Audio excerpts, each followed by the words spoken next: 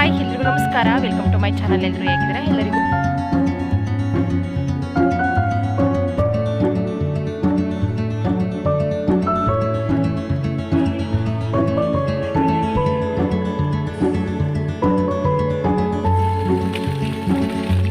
ಇಲ್ಲ ಯಾಕೋ ಎಸ್ ಅದಕ್ಕೆ ಮನಸ್ಸೇ ಬರಲಿಲ್ಲ. ರೀಸನ್ ಇಷ್ಟೇ, ಅಮ್ಮ ಕೊಡಿಸಿದ್ದು ಅಂತ.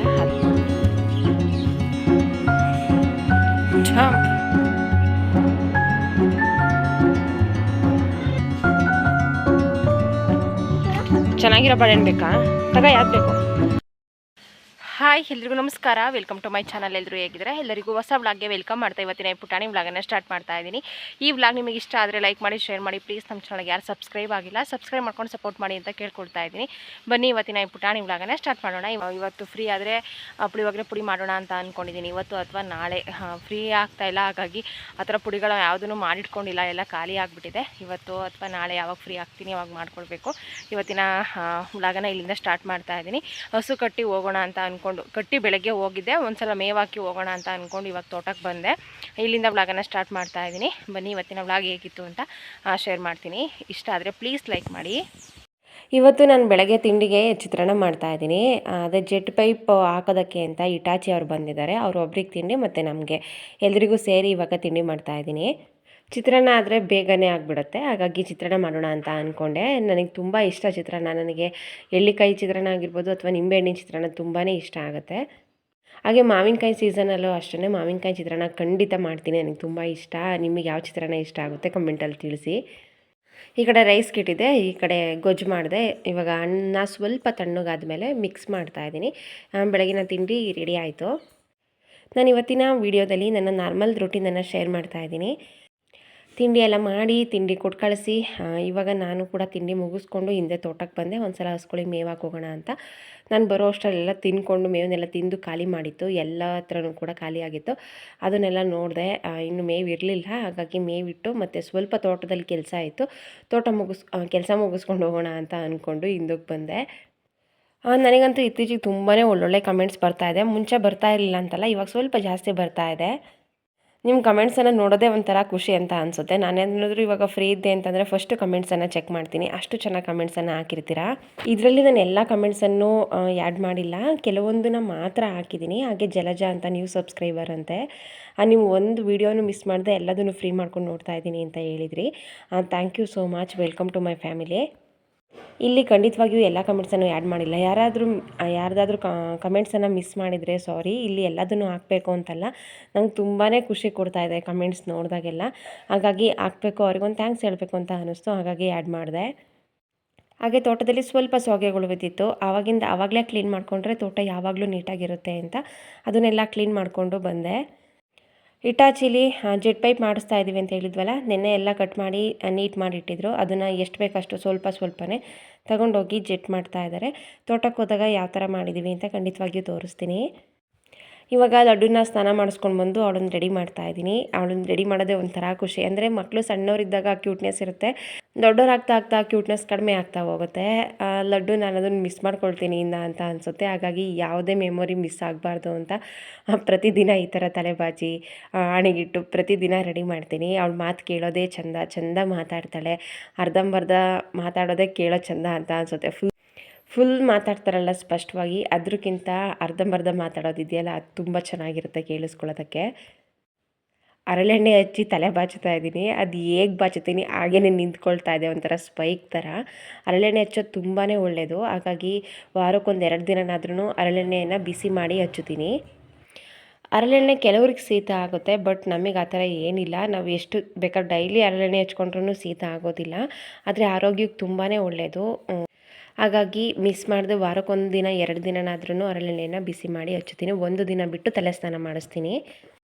ಲಡ್ಡುಗೂ ಅಷ್ಟೇ ಸಿಕ್ಕಾಪಟ್ಟೆ ಇಷ್ಟ ಈ ಥರ ಎಲ್ಲ ರೆಡಿ ಮಾಡಿಸ್ಕೊಳ್ಳೋದು ಅಂತ. ಅಂದರೆ ಕ್ರೀಮೆಲ್ಲ ಅವಳೇ ರೆಡಿ ಇಟ್ಕೊಂಡು, ಬಾಚಣಿಗೆ ರೆಡಿ ಇಟ್ಕೊಂಡು, ಮಮ್ಮಿ ಬಾ ರೆಡಿ ಮಾಡು ಅಂತ ಕರಿತಾ ಇರ್ತಾಳೆ. ಹಾಗೆ ಬೇಕಾದ್ರೆ ದಿನಕ್ಕೆ ಎಷ್ಟು ಸಲ ಬಾಡಿ ಲೋಷನ್ ಹಚ್ಕೊಳ್ತೀಯ ಅಂತ ಕೇಳಿದ್ರು ಹಚ್ಕೊಳ್ತೀನಿ ಅಂತ ಅಂತಾಳೆ. ಅವಳಿಗೆ ಈ ಥರ ಎಲ್ಲ ತುಂಬಾ ಇಷ್ಟ. ಹುಡುಗಿರಂದರೆ ಹಾಗೆ ಅಂತ ಅನಿಸುತ್ತೆ. ಅಂದರೆ ಅವ್ರು ಆಟ ಆಡೋ ರೀತಿಯೇ ಬೇರೆ. ಅವರು ಇವಾಗ ನಮ್ಮ ಅಕ್ಕನ ಮಗ ಹೇಗೆ ಅಂತಂದರೆ JCB ಕಾರು ಲಾರಿ ಆ ಥರ ಇಟ್ಕೊಂಡು ಆಟ ಆಡ್ತಾನೆ. ಇವ್ರು ಯಾವ ಥರ ಅಂತ ಅಂದರೆ ಗೊಂಬೆಗಳಾಗಿರ್ಬೋದು, ಟೆಡಿ ಬಿಯರು, ಡಾಲ್ಸ್ ಈ ಥರ ಹಿಡ್ಕೊಂಡು ಆಟ ಆಡ್ತಾರೆ. ಅವರು ಆಟ ಆಡೋ ರೀತಿಯೇ ಬೇರೆ. ಸೆಲ್ಫ್ ಕೇರ್ ಅನ್ನೋದು ತುಂಬಾ ಮುಖ್ಯ ಆಗುತ್ತೆ. ನಮ್ಮನ್ನು ನಾವು ಕೇರ್ ಮಾಡಿಕೊಂಡ್ರೆ ಮಾತ್ರ ಉಳಿದಿರುವಂತಹ ಎಲ್ಲ ಕೆಲಸನ ಮಾಡೋಕ್ಕೆ ಸಾಧ್ಯ ಆಗೋದು. ಇವಾಗ ಕೆಲವೊಂದು ಸಲ ಹೇಗೆ ಅಂತ ಅಂದರೆ ನಮ್ಮನ್ನು ನಾವು ಕೇರ್ ಮಾಡ್ಕೊಳ್ಳೋದೇ ಇಲ್ಲ. ಎಷ್ಟೋ ಜನ ನಾನು ಆ ಥರ ನೋಡಿದ್ದೀನಿ. ಫಸ್ಟು ಫ್ಯಾಮಿಲಿ, ಮಕ್ಕಳು, ಮನೆಯಲ್ಲಿ ಕೆಲಸಗಳು ಎಲ್ಲ ಆದಮೇಲೆ ಅವರ ಏನು ಕೆಲಸ ಇದೆ, ಊಟ ತಿಂಡಿನೂ ಟೈಮಿಗೆ ಸರಿಯಾಗಿ ಮಾಡೋದನ್ನು ನಾನು ನೋಡಿಲ್ಲ. ಆ ಥರ ಇದ್ದಾಗ ಅವರೇ ಚೆನ್ನಾಗಿಲ್ಲ ಅಂತಂದರೆ ಮನೇನ ಹೇಗೆ ನಡ್ಸೋಕ್ಕಾಗುತ್ತಲ್ವ. ಇವಾಗ ಈ ಬೆಳಗ್ಗೆಯಿಂದ ಸಂಜೆವರೆಗೂ ಇಷ್ಟೆಲ್ಲ ಕೆಲಸ ನಾವು ಮಾಡ್ತೀವಿ ಅಂತಂದರೆ ಆರೋಗ್ಯವಾಗಿ ಚೆನ್ನಾಗಿ ಸ್ಟ್ರೆಂತ್ ಆಗಿದ್ದರೆ ಮಾತ್ರ ಮಾಡೋದಕ್ಕಾಗೋದು. ಹಾಗಾಗಿ ಸೆಲ್ಫ್ ಕೇರ್ ಅನ್ನೋದು ಎಲ್ರಿಗೂ ಕೂಡ ತುಂಬಾ ಮುಖ್ಯ ಆಗುತ್ತೆ. ನಮ್ಮನ್ನು ನಾವು ಕೇರ್ ಮಾಡಿಕೊಂಡು ನಂತರ ಉಳಿದಿರೋದನ್ನ ಎಲ್ಲದನ್ನು ಕೇರ್ ಮಾಡೋದು ಒಳ್ಳೆಯದು ಅಂತ ನನಗನ್ಸುತ್ತೆ. ಅಂದರೆ ಸ್ವಾರ್ಥ ಅಂತ ನಾನಿಲ್ಲಿ ಹೇಳ್ತಾ ಇಲ್ಲ. ನಾನಿಲ್ಲಿ ಯಾವ ಥರ ಹೇಳ್ತಾ ಇದ್ದೀನಿ ಅಂತ ನಿಮಗೆ ಅರ್ಥ ಆಗ್ತಾ ಇದೆ ಅಂತ ಅಂದ್ಕೊಳ್ತೀನಿ. ನಾನು ಯಾಕೆ ಹೇಳ್ತಾ ಇದ್ದೀನಿ ಅಂತ ಅಂದರೆ ನಮ್ಮನ್ನೇ ನಾವು ಕೇರ್ ಮಾಡ್ಕೊಂಡಿಲ್ಲ, ಸೆಲ್ಫ್ ಕೇರ್ ಇಲ್ಲ ಅಂತಂದರೆ ನಾವು ಹೇಗೆ ಚೆನ್ನಾಗಿಲ್ಲ ನಾವೇ ಅಂತಂದರೆ ಎಲ್ಲ ಕೆಲಸನೂ ಹೇಗೆ ಮಾಡೋದಕ್ಕಾಗುತ್ತೆ. ಇವಾಗ ತರಕಾರಿ ಸಾಂಬಾರು ಮಾಡ್ತಾಯಿದ್ದೀನಿ, ಸ್ವಲ್ಪ ಡಿಫ್ರೆಂಟಾಗಿ ಮಾಡ್ತಾಯಿದ್ದೀನಿ. ಟೇಸ್ಟ್ ಒಂದೇ ಥರ ತಿಂದು ಬೇಜಾರಾಗಿರುತ್ತಲ್ಲ, ಹಾಗಾಗಿ ಈ ಕಡೆ ತೊಗರಿಬೇಳೆ, ಸ್ವಲ್ಪ ಅವರೆಬೇಳೆ ಒಂದೆರಡು ವಿಷಲ್ ಕೂಗಿಸ್ಕೊಂಡಿದ್ದೀನಿ. ಈಗ ಅದಕ್ಕೆ ಕಟ್ ಮಾಡಿ ಇಟ್ಕೊಂಡಿರುವಂತಹ ತರಕಾರಿಗಳನ್ನು ಹಾಕ್ತೀನಿ. ನಿಮಗೆ ಯಾವ ತರಕಾರಿ ಇಷ್ಟ ಆ ತರಕಾರಿಗಳನ್ನೆಲ್ಲ ಹಾಕ್ಬಹುದು. ನಾನಿಲ್ಲಿ ಟೊಮೊಟೊ, ಬೀನ್ಸು, ಕ್ಯಾರೆಟು, ಗೆಡ್ಡೆಕೋಸು, ಆಲೂಗೆಡ್ಡೆ ಇಷ್ಟನ್ನು ಕೂಡ ಹಾಕಿದ್ದೀನಿ. ಈಗ ಇದಕ್ಕೆ ಸ್ವಲ್ಪ ಗರಂ ಮಸಾಲ, ಸ್ವಲ್ಪ ಉಪ್ಪು, ರುಚಿಗೆ ಬೇಕಾಗುವಷ್ಟು ಉಪ್ಪು, ಹಾಗೆ ಅರಿಶಿನದ ಪುಡಿ ಇಷ್ಟನ್ನು ಹಾಕ್ಕೊಂಡು ಒಂದೆರಡು ವಿಷಲ್ ಮತ್ತೆ ಕೂಗಿಸ್ಕೊಳ್ತೀನಿ. ಇದು ನೋಡೋದಕ್ಕೂ ತುಂಬ ಚೆನ್ನಾಗಿ ಕಾಣಿಸುತ್ತೆ. ಬೇಳೆ ಬೇಳೆ ಥರ ಸಿಗೋದಿಲ್ಲ ಊಟ ಮಾಡುವಾಗ. ಟೇಸ್ಟ್ ಕೂಡ ಸ್ವಲ್ಪ ಡಿಫ್ರೆಂಟಾಗಿರುತ್ತೆ. ನೀವು ಈ ಥರ ಒಂದ್ಸಲ ಟ್ರೈ ಮಾಡಿ, ಖಂಡಿತವಾಗಿಯೂ ಇಷ್ಟ ಆಗುತ್ತೆ. ನಾನು ಈ ಥರ ಮಾಡಿದ್ದು ಫಸ್ಟ್ ಟೈಮ್, ನನಗೆ ಸಿಕ್ಕಾಪಟ್ಟೆ ಇಷ್ಟ ಆಯಿತು. ಅಂದರೆ ಒಂದೇ ಥರ ತರಕಾರಿ ಸಾಂಬಾರು ಮಾಡ್ತಾ ಇರ್ತೀವಲ್ಲ, ಬೋರ್ ಆಗುತ್ತೆ. ಬಟ್ ಇದು ಸ್ವಲ್ಪ ಮಾಡೋ ವಿಧಾನದಲ್ಲಿ ಚೇಂಜ್ ಇದೆ ಅಷ್ಟೇ. ಟೇಸ್ಟ್ ಕೂಡ ಸ್ವಲ್ಪ ಡಿಫ್ರೆಂಟಾಗಿರುತ್ತೆ. ನೀವು ಖಂಡಿತವಾಗಿಯೂ ಚೇಂಜ್ ಮಾಡಲೇಬೇಕು. ಒಗ್ಗರಣೆ ಮಾಡಿಟ್ಕೊಂಡಿರುವಂತಹ ಪಾತ್ರೆಗೆ ಬೇಯಿಸಿಟ್ಟಿರುವಂತಹ ಬೇಳೆ ಮತ್ತು ತರಕಾರಿಯನ್ನು ಹಾಕ್ತೀನಿ. ಹಸಿ ಈರುಳ್ಳಿ, ಧನಿಯಾ ಪುಡಿ, ಖಾರದ ಪುಡಿ, ಕಾಯಿ ತುರಿ, ಕೊತ್ತಂಬರಿ ಸೊಪ್ಪು ಇಷ್ಟನ್ನು ಕೂಡ ಹಾಕಿ ಮಸಾಲೆ ರುಬ್ಕೊಂಡಿದ್ದೆ, ಅದನ್ನು ಹಾಕಿ ಕುದಿಸ್ಕೊಳ್ಳೋದು. ನೋಡಿ ಈಗ ಸಾಂಬಾರು ನೋಡೋದಕ್ಕೇ ಎಷ್ಟು ಚೆನ್ನಾಗಿ ಕಾಣಿಸ್ತಾ ಇದೆ ಅಂತ. ಬಿಸಿ ರೈಸ್ಗೆ, ಮುದ್ದೆಗೆ ಸಖತ್ತಾಗಿರುತ್ತೆ ಇದು ಟೇಸ್ಟು. ಈ ಥರ ನೀವು ಒಮ್ಮೆ ಟ್ರೈ ಮಾಡಲೇಬೇಕು. ಟ್ರೈ ಮಾಡಿ ಕಮೆಂಟ್ ಬಾಕ್ಸಲ್ಲಿ ಹೇಗೆ ಬಂತು ಅಂತ ಕಮೆಂಟ್ ಮಾಡಿ ತಿಳಿಸಿ. ನನಗೆ ತುಂಬಾ ಇಷ್ಟ ಆಯಿತು. ನಾನು ಕೂಡ ಈ ಥರ ಮಾಡಿದ್ದು ಫಸ್ಟು ಟೈಮ್. ಅಥವಾ ಯಾರೆಲ್ಲ ಈ ಥರ ಮಾಡ್ತೀರಾ ನೀವು ಕೂಡ ಕಮೆಂಟಲ್ಲಿ ತಿಳಿಸಿ. ಹೂವಿನ ಗಿಡಕ್ಕೆಲ್ಲ ನೀರು ಹಾಕಬೇಕಿತ್ತು, ಹಾಗಾಗಿ ಹಿಂದೆ ನೀರು ಬರ್ತಾ ಇರುತ್ತಲ್ಲ, ಬಂದಾಗೆಲ್ಲ ನೀರು ಹಾಕಿ ಹೋಗ್ತೀನಿ. ಮತ್ತು ಅದು ಪಾಟಲ್ಲಿರೋದಲ್ವ, ಬೇಗನೆ ಬತ್ತೋಗ್ಬಿಡುತ್ತೆ. ನಾನು ಯಾಕೆ ಹೇಳ್ತಾ ಇದ್ದೆ ಆಗಲೇ, ನಾನು ಸೆಲ್ಫ್ ಕೇರ್ ಮಾಡೋದು ತುಂಬಾ ಮುಖ್ಯ ಅಂತ. ನಾನು ಮುಂಚೆ ಅದೇ ಥರ ಇದ್ದೆ. ಫಸ್ಟ್ ಕೆಲಸ ಎಲ್ಲ ಮುಗಿಸ್ಕೊಳ್ಬೇಕು, ಆಮೇಲೆ ನಮ್ಮ ಕೆಲಸ ನಾವು ಮಾಡ್ಕೊಳ್ಬೇಕು ಅಂತ. ಅದು ನಾನು ಕಲ್ತಿದ್ದೆ ನನ್ನ ಅಮ್ಮನಿಂದ. ನನ್ನ ಅಮ್ಮನ ಬಗ್ಗೆ ನನಗೆ ಈ ವಿಚಾರವಾಗಿ ಕೋಪ ಇದೆ. ಅವ್ರು ಹೇಗೆ ಅಂತ ಅಂದರೆ ಬೆಳಗ್ಗೆಯಿಂದ ಸಂಜೆವರೆಗೂ ಕಂಟಿನ್ಯೂಸ್ ಆಗಿ ಕೆಲಸ ಮಾಡ್ತಾನೆ ಇರ್ತಾರೆ. ಟೈಮಿಗೆ ಸರಿಯಾಗಿ ಊಟ ತಿಂಡಿ ಮಾಡೋದಿಲ್ಲ. ಹಾಗೆ ಹುಷಾರಿಲ್ಲ ಅಂತಂದ್ರೂ ಫಸ್ಟ್ ಹಾಸ್ಪಿಟಲ್ಗೆ ತೋರಿಸೋದಿಲ್ಲ.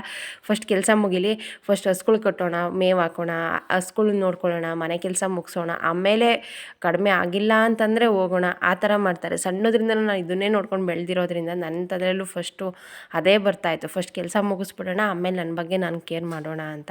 ಅದೇ ಅಭ್ಯಾಸ ಆಗಿಬಿಡ್ತು. ನಾನು ಹೇಳೋದೇನು ಅಂತಂದರೆ ಅದು ತಪ್ಪು ಅಂತ ಅಲ್ಲ, ಅದನ್ನು ಸ್ವಲ್ಪ ಬದಲಾವಣೆ ಮಾಡ್ಕೊಳ್ಬೇಕು ಅಂತ. ಇವಾಗ ಹುಷಾರಿಲ್ಲ ಅಂತ ಅಂದಾಗ ಫಸ್ಟು ಟ್ರೀಟ್ಮೆಂಟ್ ತೊಗೊಂಡು ರೆಸ್ಟ್ ಮಾಡಿ ನಂತರ ಕೆಲಸ ಮಾಡೋದು ಹೇಗಿದೆ, ಕೆಲಸ ಎಲ್ಲ ಮುಗಿಸಿ ನಂತರ ಟ್ರೀಟ್ಮೆಂಟ್ ತೊಗೊಳ್ಳೋದು ಹೇಗಿದೆ, ಎರಡಕ್ಕೂ ತುಂಬಾ ವ್ಯತ್ಯಾಸ ಇದೆ. ಹಾಗಾಗಿ ಸೆಲ್ಫ್ ಕೇರ್ ತುಂಬಾ ಮುಖ್ಯ. ನಾವು ಚಿಕ್ಕದ್ರಿಂದನೂ ಅದನ್ನೇ ನೋಡ್ಕೊಂಡು ಬೆಳೆದಿದ್ದೀವಿ. ಹುಷಾರಿಲ್ಲ ಅಂತಂದ್ರೂ ಫಸ್ಟು ಟ್ರೀಟ್ಮೆಂಟ್ ಅವ್ರು ತೊಗೊಳ್ಳೋದೇ ಇಲ್ಲ. ಆವಾಗಿಂದ ಇವಾಗಿನವರೆಗೂ ಕೂಡ ಅವ್ರು ಹೇಳಿದ್ದನ್ನು ಕೇಳೋದಿಲ್ಲ. ಫಸ್ಟ್ ಹಾಸ್ಪಿಟಲ್ಗೆ ಹೋಗು ಅಂದರೆ ಹೋಗ್ತೀನಿ ಅಂತ ಅಂತಾರೆ. ನಾವು ಇನ್ನೊಂದು ಸಲ ಫೋನ್ ಮಾಡಿದರೆ ಹೋಗಿ ಬಂದೆ ಅಂತ ಸುಳ್ಳು ಹೇಳ್ತಾರೆ. ಖಂಡಿತವಾಗಿಯೂ ಅವ್ರು ಹೋಗಿರೋದಿಲ್ಲ, ನಮಗೆ ಗೊತ್ತು.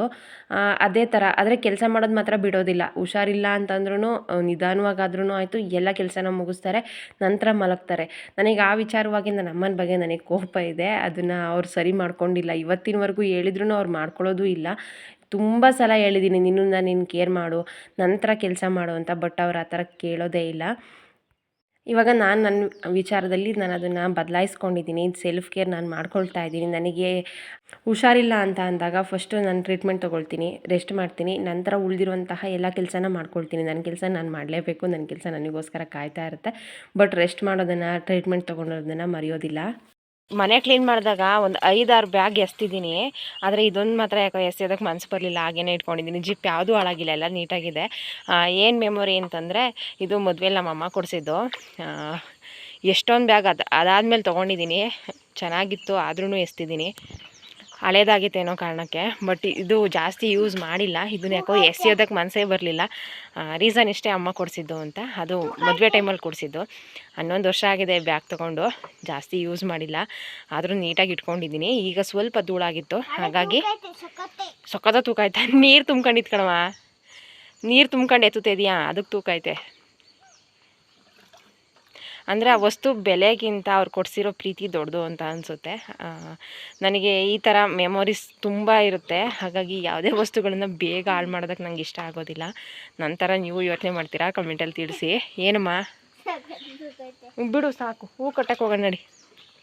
ಇವತ್ತಿನ ಈ ಪುಟಾಣಿ ವ್ಲಾಗನ್ನ ಇಲ್ಲೇ ಎಂಡ್ ಮಾಡ್ತಾ ಇದ್ದೀನಿ. ನಿಮಗೆ ಇಷ್ಟ ಆಗಿದೆ ಅಂತ ಭಾವಿಸಿದ್ದೀನಿ. ಇಷ್ಟ ಆದರೆ ಪ್ಲೀಸ್ ಲೈಕ್ ಮಾಡಿ, ಶೇರ್ ಮಾಡಿ. ಪ್ಲೀಸ್ ನಮ್ಮ ಚಾನಲ್ಗೆ ಯಾರು ಸಬ್ಸ್ಕ್ರೈಬ್ ಆಗಿಲ್ಲ, ಸಬ್ಸ್ಕ್ರೈಬ್ ಮಾಡ್ಕೊಂಡು ಸಪೋರ್ಟ್ ಮಾಡಿ. ನೀನು ಬಾಯ್ ಮಾಡಲ್ವಾ? ಇಲ್ಲಿ ನೀರು ತುಂಬಿತೆ ಮಗನೇ, ಹಿಂಗೆ ನೀರು ತುಂಬ್ಕೊಂಡು ಎತ್ತಿರೆ ಹಿಂಗೆ ತೂಕಾಗಲ್ವಾ, ಹಾಳಾಗುತ್ತೆ ಬ್ಯಾಗು. ಹಿಂಗೆ ಖಾಲಿ ಮಾಡಿ ಎತ್ತಬೇಕು.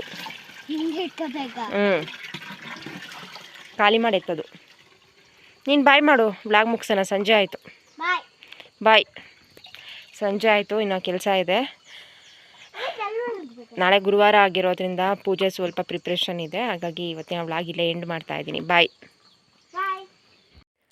ವಿಡಿಯೋ ಏನು ಮಾಡೋಣ ಅಂತ ಬಾಯ್ ಮಾಡಿದೆ. ಬಟ್ ಇದೇನು ಮತ್ತೆ ಬ್ಲಾಗ್ ಮುಗಿಸಿಲ್ಲ ಅಂತ ಅಂದ್ಕೊಳ್ತಾ ಇದ್ದೀರಾ. ಲಡ್ಡು ಈ ಥರ ಆಟ ಆಡ್ತಾ ಇದ್ಲು, ಹಾಗಾಗಿ ಅದೊಂದು ವಿಡಿಯೋ ಕ್ಲಿಪ್ಪಿಂಗನ್ನು ಆ್ಯಡ್ ಮಾಡಬೇಕು ಅಂತ ಅನ್ನಿಸ್ತು.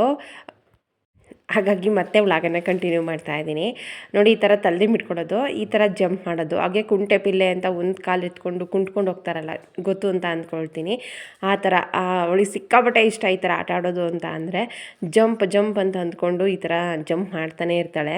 ಬೆಳಗ್ಗೆ ಅವಳು ಎದ್ದಾಗ ಶುರುವಾದರೆ ಆಟ, ರಾತ್ರಿ ಮಲಗೋವರೆಗೂ ಈ ಥರ ಕಂಟಿನ್ಯೂಸ್ ಆಗಿ ಆಟ ಆಡ್ತಾನೆ ಇರ್ತಾಳೆ. ಇವತ್ತು ನೈಟ್ ಊಟಕ್ಕೆ ಮೆಂತ್ಯ ಮುದ್ದೆ ಮಾಡೋಣ ಅಂತ ಅಂದ್ಕೊಂಡೆ. ತುಂಬ ದಿನ ಆಗಿತ್ತು ಮೆಂತ್ಯ ಮುದ್ದೆ ಮಾಡಿ, ಹಾಗಾಗಿ ಮೆಂತ್ಯ ಮುದ್ದೆ ಮಾಡ್ತಾಯಿದ್ದೀನಿ. ಇದು ಆರೋಗ್ಯಕ್ಕೆ ತುಂಬಾ ಒಳ್ಳೆಯದು.